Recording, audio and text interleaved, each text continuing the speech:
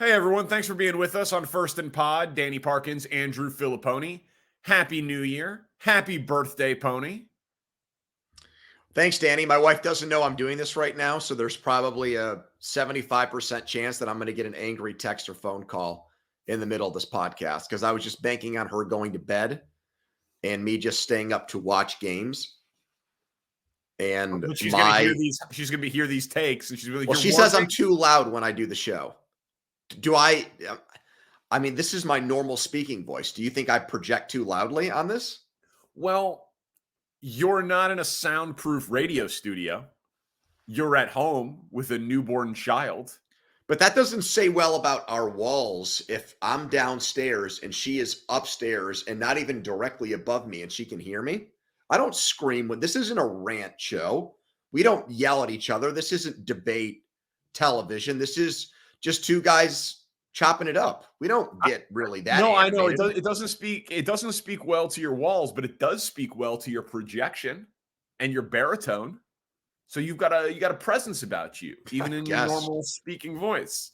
So this is gonna be a little bit different show today because we did not work on New Year's and games were Saturday, games were Sunday.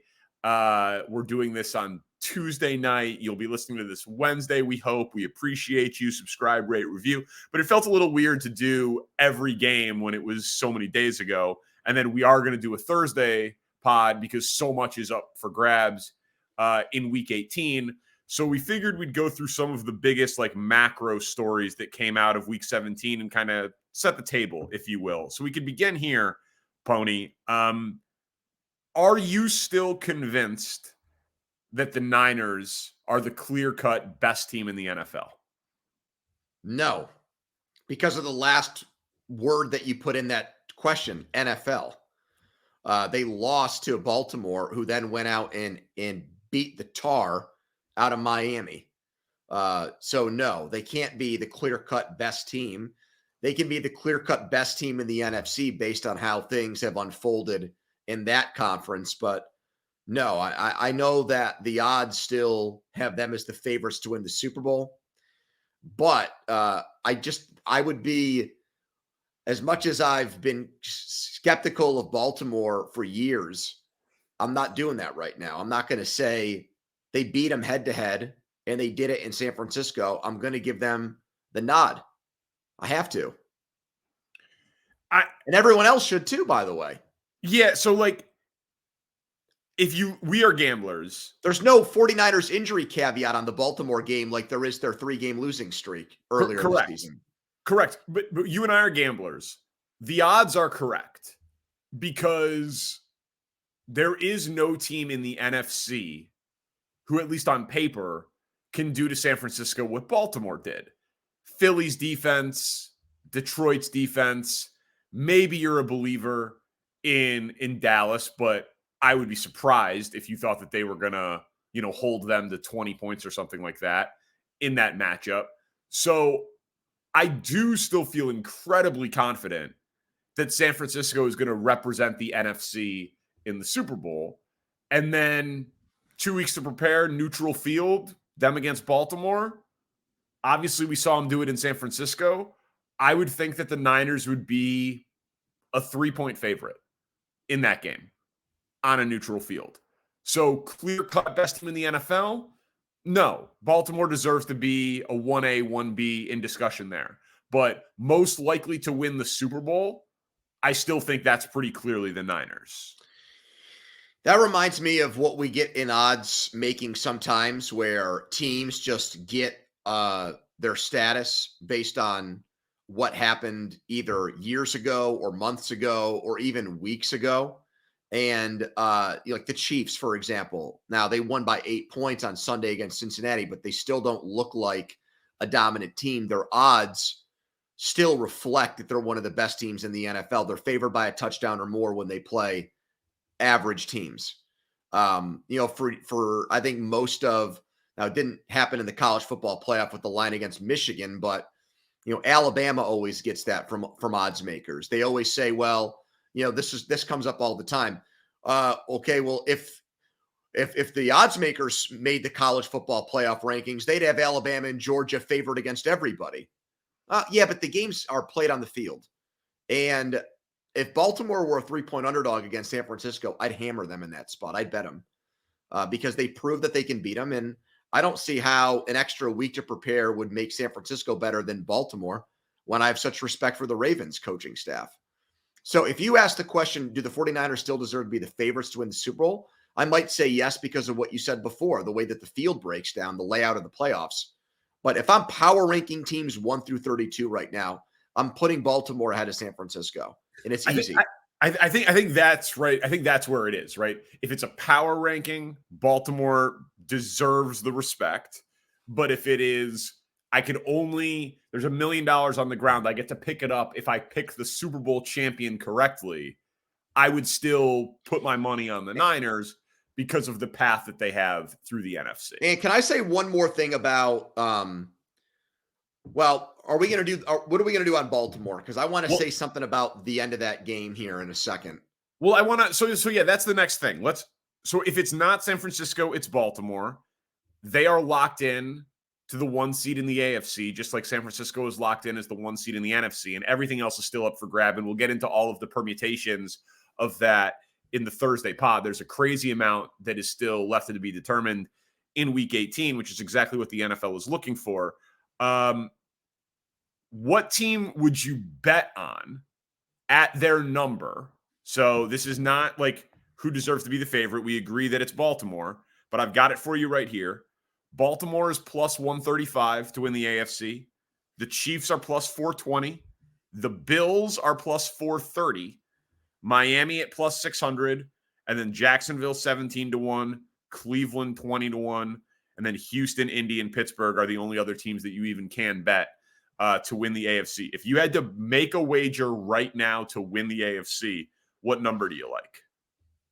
I'll do the Bills. I mean, that's not really me giving our listeners here anything that's out on a limb or crazy unique, even though I will say, and I don't know, really, I've not gotten a ton of this the last couple of days, but everything gets disjointed with holidays like we started our podcast with. I don't think Buffalo's played well for 2 straight weeks. And if they had played teams that were closer to the middle or the top than the Patriots and Chargers, they wouldn't have won both of those games. So they got to find where they were during that 3-game run when they lost at Philly, but then beat Kansas City and beat Dallas handily. They got to get back to being that team. But I still think among the teams that you just rattled off, they're the most complete team with the players they have available to them right now after Baltimore. And I would not bet a team that short to win a conference. I just wouldn't. We have 7 teams. I would not do that.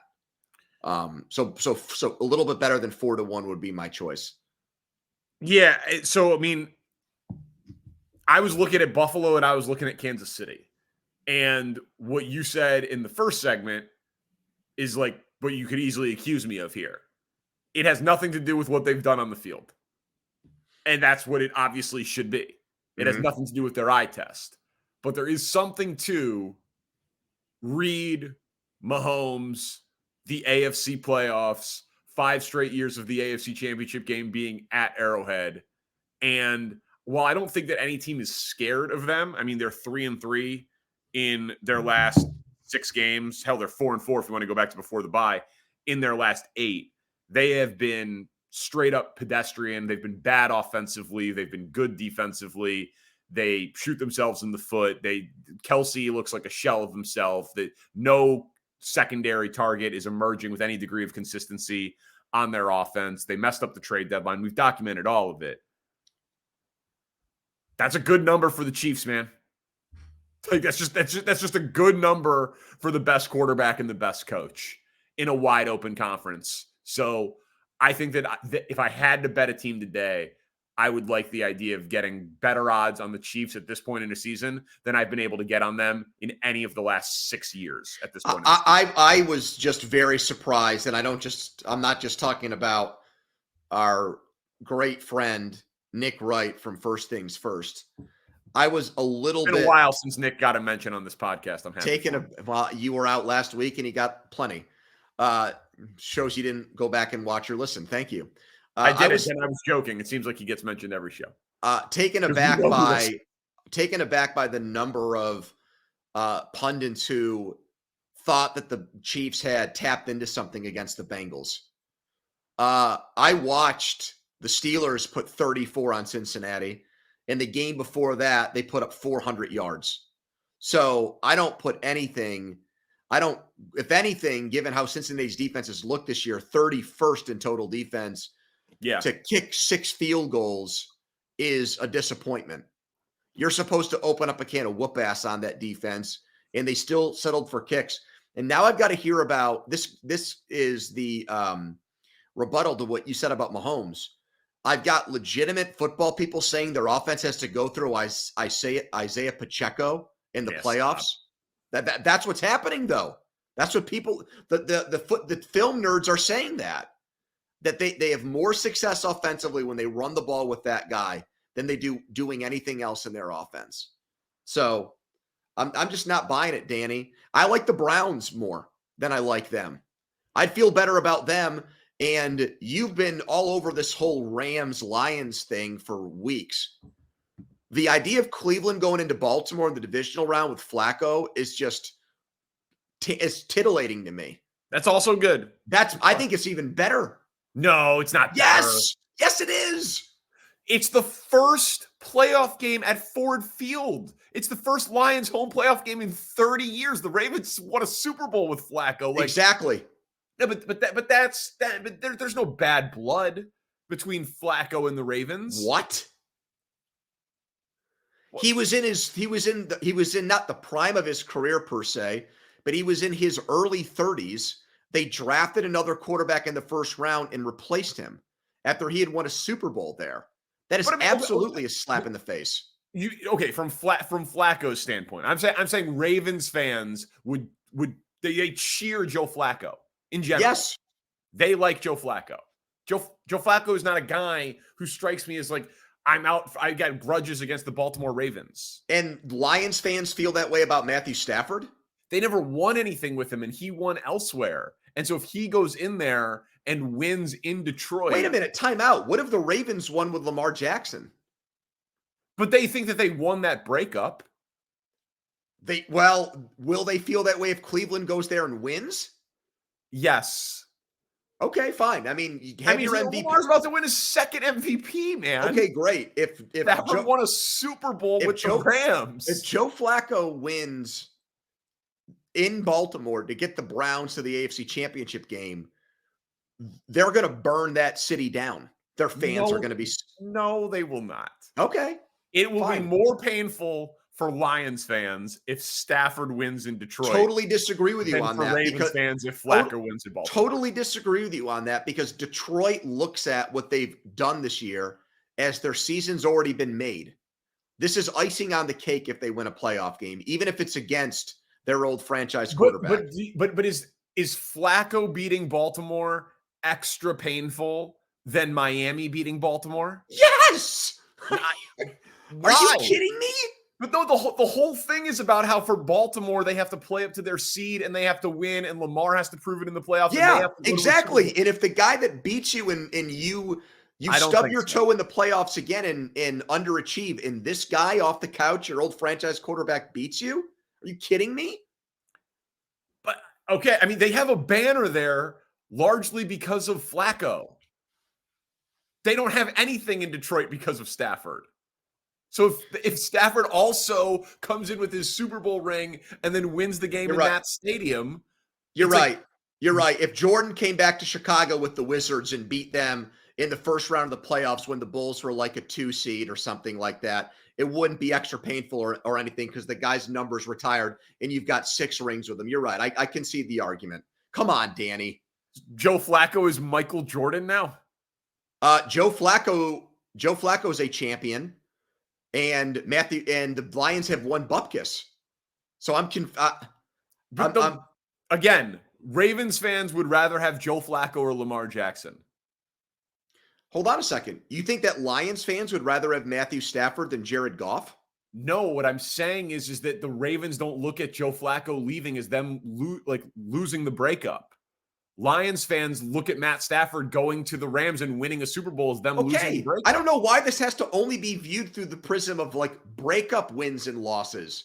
It's just like the pain and suffering of losing a playoff game and who's the person that beats you in the game. I'm saying the Ravens losing a playoff game to anyone is very painful for them. The Lions losing a playoff game specifically to Stafford is extra painful. I don't think it would be that much more painful to lose to a 400-year-old who was in retirement when you've got a 2-time MVP as your quarterback. Okay. All right. Solid disagreement there. I'm better at teasing on the radio. I don't know why we have to tease on podcasts. More First and Pod after this.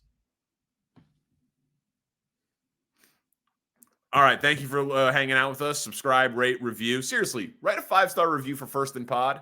Tweet it to us, and we'll shoot you some retweets. Wait, if you just put 5 stars down, though, do you have to write more, or are we just good with 5 stars? I'm fine with 5 stars. If you can prove that you gave us a 5-star review, but if you wrote something nice, that'd be great too. But tweet it at us, and we'll retweet it for you. I mean, at this point, I take 5 stars in a mean review.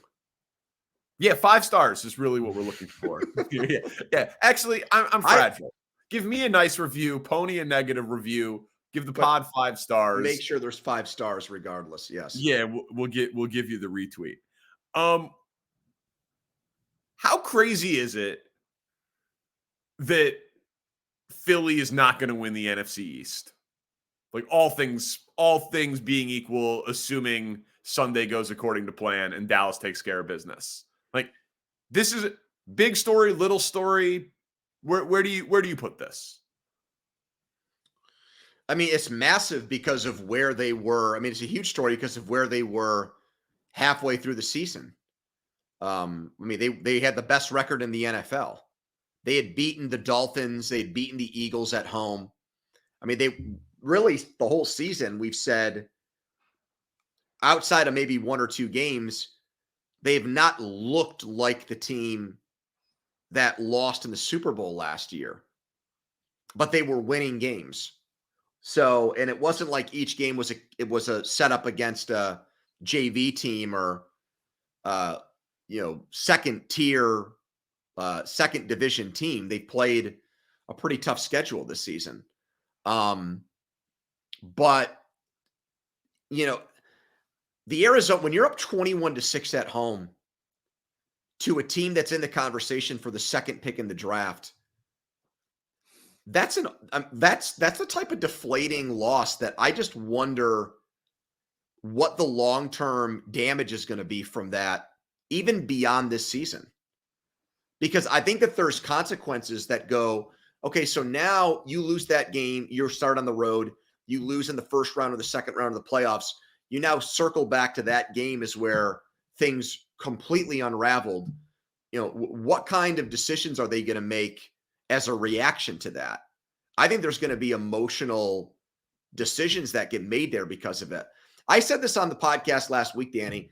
I think the city that they play in affects them greatly.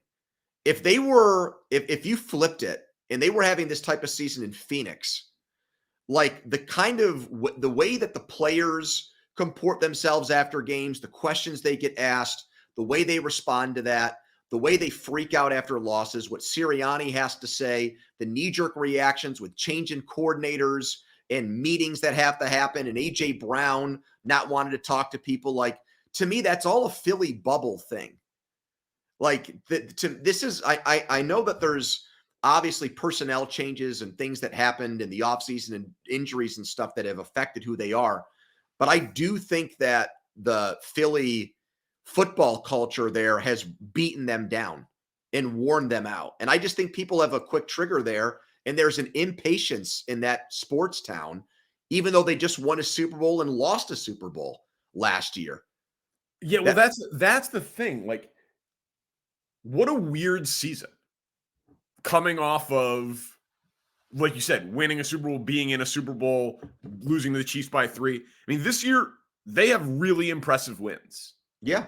They beat Miami, they beat Dallas, they beat the Chiefs at Arrowhead, they beat Buffalo.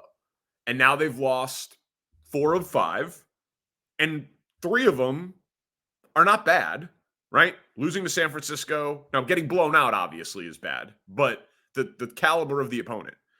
San Francisco, in Dallas, in Seattle by 3, and then obviously the Arizona one that you just mentioned. Like, making the playoffs, backing up a run to the Super Bowl, playing in a tough division, having those marquee wins, making the playoffs, it's not a bad season, but it feels so much worse because of like the sequencing of the games, because they seem to be collapsing as they go into the playoffs. And their defensive numbers are so bad against the run, against the pass, and in the red zone that I said this 10 weeks ago. I think if they get Detroit, they're going to lose to them. Depends what the weather's like. I don't trust Jared Goff in those situations. I think that he could melt down there. And it's also crazy that Jalen Carter has been everything that I expected him to be there, as the instant impact, great defensive rookie of the year player. And they've gotten this much worse, adding that type of performer to their defense, which speaks to the way their secondary has disintegrated and fallen apart. Their inside linebacker play is absolutely pathetic. I don't understand how with Carter and Jalen and Jordan Davis, Carter and Davis, their run defense is as putrid as it is. I mean, they've got the same thing on the resume as Dallas. They both lost to Arizona. And yet, even with Dallas's, let me just say this too. Tell me if you agree with this. I think in Kansas City, the players are the ones that lash out because they're not meeting their standard. I get the sense that the Kansas City media is it'll be they'll figure it out. There's not it's not like a venomous. Yeah, I mean, apples and bowling balls, man. Like the Philly media and the Kansas City media. It's not even, they don't face any local heat. They don't face any local heat. Okay, but I think it's national too, dude. You're saying, yeah. I obviously I started local and I was going to. Yeah, you said Philly bubble. So well, no, I know, but I'm just saying. Well, right. I mean, it starts when they turn the radios on in their cars, what they hear.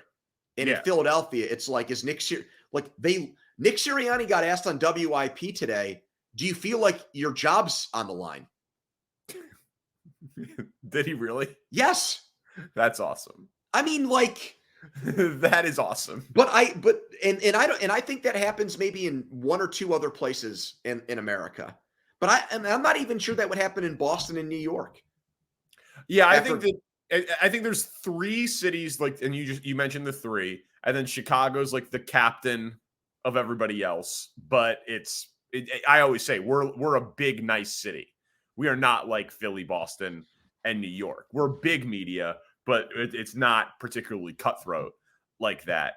And I think that Philly's probably the meanest of the 3. That's insane. To ask Sirianni if he's going to be, if he's that is clinically insane. That I would hate to listen to that personally. That doesn't make any sense. But they obviously already put immense pressure on themselves this year because they were so close to winning a Super Bowl, and then you just add that on top of it. And I just don't think that that's a healthy situation for anybody. So this next story is maybe the one that I'm most interested in talking about, even though it has the least to do with anything on the field. Okay. The owner of the Carolina Panthers threw a drink on a Jaguars fan, and it was caught on video.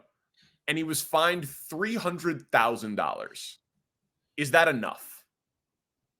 I don't think he should have been fined anywhere close to that. Really? Yeah. You're a contrarian. No, I'm not. That is ridiculous. What? Okay, I want you to explain to me how on the road, it's not even one of your own fans. It's in Jacksonville. Explain to me why an owner throwing a drink at somebody or ice at somebody is that bad. Are you serious? Yes. He's an owner of a team. there How are much trouble? 30 How much trouble did Robert Kraft get into for his sexual exploits? Dude, he would. I mean, listen, that's a situation with the law, Okay. okay, fair enough. This is on camera at an NFL stadium to an NFL fan. So what? It can't happen. Why? The league that fines guys for wearing the wrong sock or celebrating incorrectly and coming down on players for everything and anything cannot have an owner of a team in a skybox throwing a drink on a fan. This is obvious decorum and human decency. I thought he was going to be suspended for the last game of the season. Oh, stop. I mean, come on. It's completely... Stop clutching your pearls here, Danny. Hold on a second. Who got hurt here? Nobody. So you're going to fine somebody $300,000 for I can't even say crime. It's not a crime. Okay. It's a terrible look. They have a conduct policy. For throwing drinks at people? What would you say? What would happen if on the sideline Bryce Young threw a Gatorade at a fan? Threw like a bottle and could have like hurt somebody with it, or just splashed them? No, splashed. Same thing. Took a cup of Gatorade, threw it into the dude's face. I probably would have 0 to no problem with it. It's a liquid. You're out of your mind. It's not throwing a punch or slapping somebody. Let me ask you a question. If he had been caught by a camera phone and he had looked that Jaguars fan in the eye, and instead of throwing a drink, he said, "Hey, buddy, why don't you go F yourself?" Would you find him $300,000 for that too? No. So it's the act of taking ice and a little bit of drink in there and splashing it on somebody. Yes. My God. Yes. When did you become so soft? Dude, where in society can you throw a drink on somebody? You get thrown out of bars, you get thrown out of restaurants. You cannot do it. It is not something that we allow in society. And he is a billionaire owner of a team who represents the most image-conscious brand arguably in the world, and he is on camera. Well, I don't know who's you would get thrown out of the restaurant that you were at tonight with your wife for it. And if someone did say, "Hey, I want to press charges," and they called the cops, they'd at least show up. if you like, and again, I'm not saying you should be arrested. I'm not saying there should be anything would show up if I splashed my wife with water at a bar. If you threw a drink on not your wife, on someone else. He didn't throw a drink. He threw what was in the glass at him. He didn't take the actual glass itself and throw it at the person. What's wrong with you? What is wrong with you? What do you think would happen if tonight you did exactly what David Tepper did and splashed your drink on the table next to you? What would happen? I mean, you're probably right. They would ask me to leave, but they wouldn't. And the guy would try to fight you. It would be it's a ridiculously disrespectful action. Okay, we're not debating the respectfulness or lack thereof of this. Well, there's a conduct policy. Conduct is a cousin of respect and disrespect. He's a $20 billion owner of a team who threw a drink on a paying customer of the NFL on camera. It cannot happen. This is not me being some sort of uptight conservative. Well, when you say it can't happen, like I'm trying to figure out so this is some kind of behavioral thing where the NFL is saying, don't be a jackass. Don't do it. Do not do it. That's what they're saying. Yeah, I really did not. I laughed when I saw it. I thought it was hilarious. Wow. I had no problem with it. If I, as a fan, you're out of your mind. If I'm turning around and I'm cussing out somebody in a box and giving them a hard time, and that person like throws a little bit of a drink at me, I think I've asked for that. That's what I want. Like, that's what I'm trying to goad this person into doing something like that. Okay. If he gave the double bird, would you say $300,000 fine? That's disrespectful. You can't do that to a fan. It is disrespectful. I would not say $300,000 fine. No, it's the act of throwing something at him. That's what it is. It should not happen. Well, if it was something that could have actually inflicted some harm, I would agree with you. All right. But it's water. It is water. I'm fascinated at how you're going to answer this next question. Okay. Normally at this point of the year, a lot of the postseason awards are wrapped up. Comeback Player of the Year is not. It is a virtual coin flip, according to the odds makers, between Damar Hamlin and Joe Flacco. Who should win? Hamlin, and this shouldn't even be a discussion. I have bet the maximum amount on this on the FanDuel Sportsbook on Hamlin. What odds did you get it at? Well, I've got it now that it's like minus 130 on him. Okay. Because I'm going to be incensed and enraged if he doesn't win. One person died on the field and had to be brought back to life. And the people voting on this award are going to, I guess, because it's not in a room, but they're going to internally debate with themselves what's more impressive. Some guy who sucked last year because he was old coming back and playing versus somebody who decided. Well, coming back and playing and being good. Okay. He didn't just come back and play. He came back in as a quarterback of a team, played well, and has them in contention. The second Damar Hamlin put a helmet on this season, he should have cinched and locked up the award. I don't care if for 2/3 of the year he did. He was minus 1,000. I don't care if Emmitt Smith came out of retirement this season and led the NFL in rushing. He would I would care about that. That would be pretty cool. He would still lose, in my opinion, the award to someone who had to be brought to life on the football field. Even though he's been inactive for many games? Yes. He's still an NFL player. He is an NFL player. This is an award that is not greatly defined.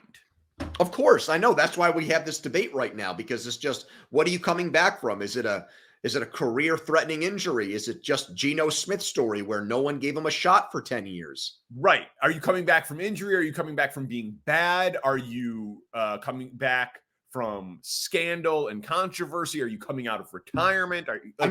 In my opinion, they invented the NFL Comeback of the Year award for situations like Damar Hamlin. Not that they ever thought that somebody would die. Right. Actually, I think it's more for situations like Flacco. Damar Hamlin is the type of thing that, like, when he was the Sportsman of the Year at the ESPYs, I was like, that's why they invented that award. Comeback Player of the Year is more often for guy coming back from injury and then regains his form. That's the most conventional Coming back from injury, yes. I'm just saying that's the most conventional way to do it. And so, like, Damar Hamlin, obviously more impressive, obviously more inspiring. But if quality of play and impact on your comeback is a variable here, Joe Flacco saved the Browns season, and we both think has a real chance to win a playoff game on the road. Yep. And he's had multiple 300-yard passing games, and he flew to Cleveland in coach out of retirement, man. Like, I actually think the spirit of the award is more Flacco than Hamlin, personally. What is the more impressive comeback story? That's an easy one. It's Damar Hamlin. Yes, again, yes, more impressive, more inspiring. But, like, impact as a player, it's Flacco. It will not offend me if it's going to be a bad look for the league if it's Flacco. I don't think so. Yeah, I think it will be. Okay. Again, 5-star reviews, subscribe, rate, review. It's normally every team, every game, every week. First and Pod. Back after this. All right, Pony, we've made people wait long enough. Let's go Bears and Steelers here to wrap this thing up. Fields is coming off of arguably his best game as a passer, as a pro, and the Bears locked up the number 1 pick. How tough of a decision do you see this as being for Ryan Poles? Okay, so I want to answer that, but first I need to get your opinion on what happened, because I didn't hear your show on Tuesday. The chance at Soldier Field, is that indicative of how most of the fan base feels right now, that they want Fields back? Yes. And you've always been a Fields guy, correct? Yes, but I'm getting killed by a lot of people for saying that I flip-flopped when I said that I would draft Caleb Williams. And But so are you back on Fields, or are you still no, staunchly in the Williams camp? I think that Ryan Poles will and should draft Caleb Williams and trade Justin Fields. But what I said today on the show was the Bears have never been in this situation before, and basically no franchise in NFL history has been. Every time a quarterback has left the Bears, they've failed. Like maybe Kyle Orton has a couple of good starts somewhere else, but like he was a journeyman. He played everywhere, right? Greasy, he played everywhere. But like every time, Mitch Trubisky, Rex Grossman, Cade McNown, everybody, they leave and they're bad. This is a situation where if Fields leaves, he'll be a starter somewhere. Mm-hmm. So if you trade the number 1 pick and get a king's ransom, ESPN reported today that there are executives in the league who think they could trade the pick, stay in the top 5, and get the same draft haul that they got last year from trading down to 9 and staying at 4 or 5. That's how much more valuable the number 1 pick is this year than last year. So if you get 2 1s, 2 2s, and a DJ Moore caliber player and get the 5th pick in the draft or the 4th pick in the draft and draft Marvin Harrison Jr., your team next year is good with Justin Fields. It's a good team. Okay, so what are you saying to that scenario? But what I am saying is they have door A, door B, and both doors are good. And Ryan Poles, more often than not, has gotten this stuff right. And he deserves the benefit of the doubt from Bears fans that he's going to get it right. Because Fields is good and he's ascending. And if Ryan Poles, who was there as the director of college scouting when they drafted Pat Mahomes, when Alex Smith was coming off 3 straight double-digit win seasons, if he thinks Caleb Williams is that much better than Justin Fields, that's damn exciting too, even if it means you have to take a half step back next year for hopefully 3 leaps forward because there's a learning curve as a rookie. Okay, so it's one of those good problems, but it's still a problem. I mean, it's still something. It's a very, very tough decision, but we don't have the benefit of interviewing Ryan Poles right now and injecting him with truth serum to get his feel on it. So I'll ask you again, do you like that last scenario the best? I said it, man. I said yes. I personally would draft Caleb Williams. No, I'm saying the one that you just laid out where you stay in the top 5 and you get all those draft picks. Do you like that better than anything else? No, I like drafting Caleb Williams the best. Man, that last one, Danny, I'm surprised to hear you say that, because if I've got more first round, if I'm getting 2 first round picks, 2 2s, and a good player, and I'm guaranteed probably the second best or third best position player in the entire draft, maybe even at second if there's another quarterback needy team that jumps up. I mean, and you're saying Harrison. I mean, if it's Marvin Harrison, 2 1s and 2 2s, and then I'm getting like one of New England's best defensive players or something like that too, man, I'm making that trade. I get it. Here's the issue. You've got to be convinced that you can build a roster that's like San Francisco, where you don't need to drop in an elite quarterback talent in case Fields plateaus, because he's been incredibly inconsistent as a passer. He was bad in the second half of the game against So Arizona. You're still convinced that Caleb Williams is going to be a better quarterback than Justin Fields. Yeah. Yeah. And to me, again, the trade is about next year, but it's also about 7 years from now, 10 years from now. Like, hopefully, if they draft Caleb Williams outlasts every other player on the Bears, and he's the quarterback for 15 years. And again, I love Justin Fields. I really do think it's a high-class problem. It doesn't sound like you love him. It sounds like you just like him. I hear really like. I don't hear love. I hear really like. Okay, so he deserved those chances. He is incredibly likable. He works very hard. The team loves him. He's the most exciting player with a ball in his hand that's worn a Bears uniform in my entire life. That includes Devin Hester. I love him. If the Bears had the 4th pick and the 10th pick, I would be saying receiver, tight end, receiver, tackle, build around Justin Fields. I don't hear. They have the number one pick in a year where, dude, Caleb Williams right now is minus 500 on the sportsbook sites to go number one overall. But the thing that I'm struggling with is it doesn't sound like you love him because you don't believe that they can win a Super Bowl with him as their quarterback unless you build like the absolute perfect team around him. That's what I keep hearing. I don't hear you saying he can get into the Lamar Jackson stratosphere of quarterback. I just don't hear that in your voice here. He can, but it is not a sure thing, man. And it wasn't a sure thing with Lamar until. And it's not a sure thing with Caleb Williams. That's why I take all those picks. That's why I would do that. You're right. It is not a sure thing with Caleb Williams, but he is talked about by the experts as a generational player, and people who are trying to relitigate it and say that Fields is the same type of prospect as Caleb Williams are straight up delusional, because Justin Fields in college was great, 2-time Big Ten Offensive Player of the Year, had a 6-touchdown game in the playoff against Clemson. He was throwing to Olave and Wilson and all of those first-round picks at receiver. That's not what Caleb Williams would do. Now, he has Lincoln Riley. He has the system.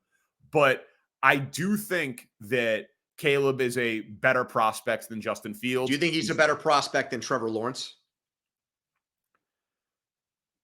Yeah, I do. Wow. He's smaller, but he's got way more like mobility and improvisational off-schedule playmaking ability than Trevor Lawrence. I think obviously Burrow was incredible, but he was like a late come on. I think it's probably Andrew Luck that you got to go back to in terms of a pure prospect. And the other part of it is, man, and you could say that maybe I'm just like bracing myself for it. I don't think Ryan Poles can pass on taking any quarterback that he wants 2 years in a row for a guy that he didn't draft who's been in. What if he likes Drake May more than Caleb Williams?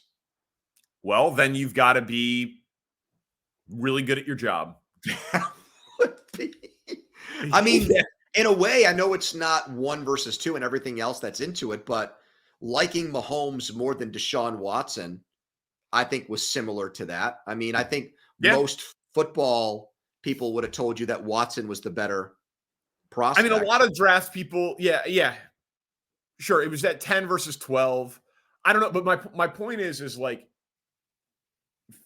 the Bears will be good next year with Justin Fields, and if they trade it and they get all that draft capital, it's incredibly exciting. And they probably won't be good next year with Caleb Williams. See, I don't agree with that. Why? This is not a normal situation to come into as the number one pick.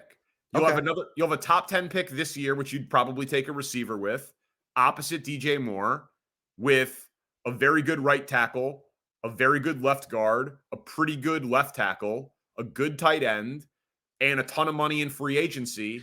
I'm just going by history. I mean, we'll see what happens with Stroud and the Colts, with Stroud against the Colts on Saturday night. But in the last 20 years, how many rookie starting quarterbacks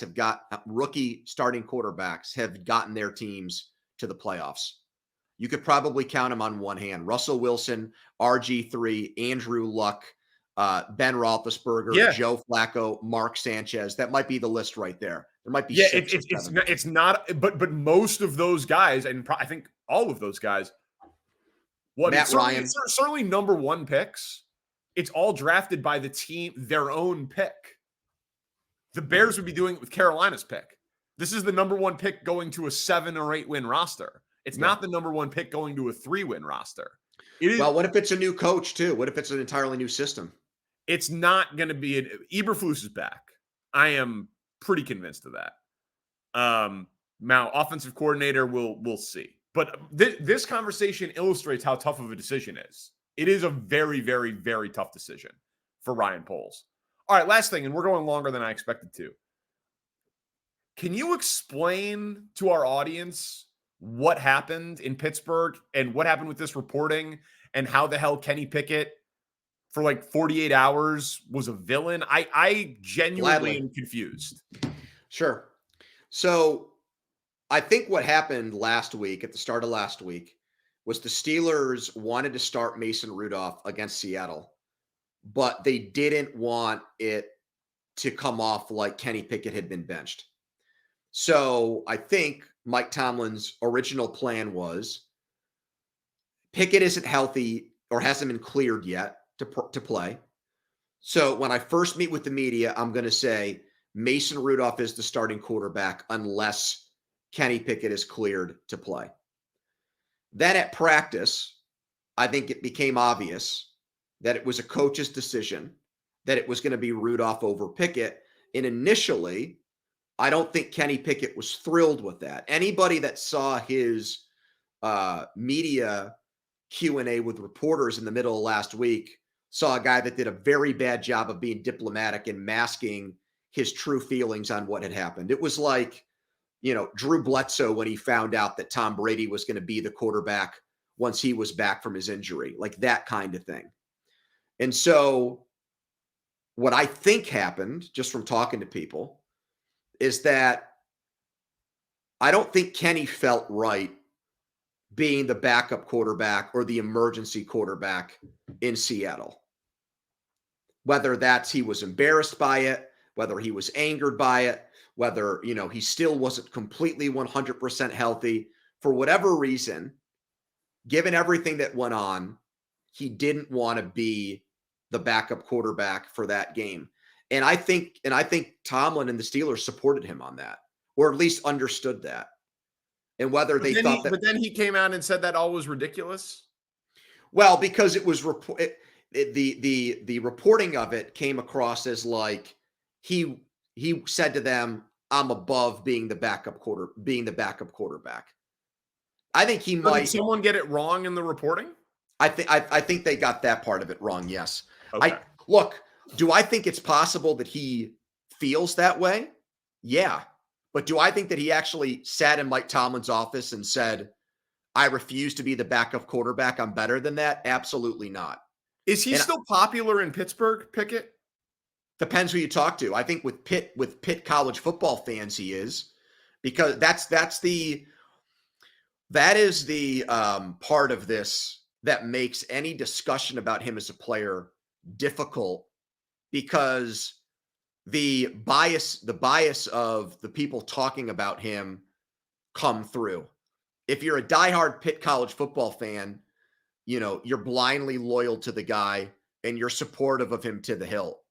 If you're not, then, you either think he's good or you don't. But then there's even a conspiracy theory that Penn State fans want him to fail and like have rooted against him from the very beginning. So that's the insane part of all this.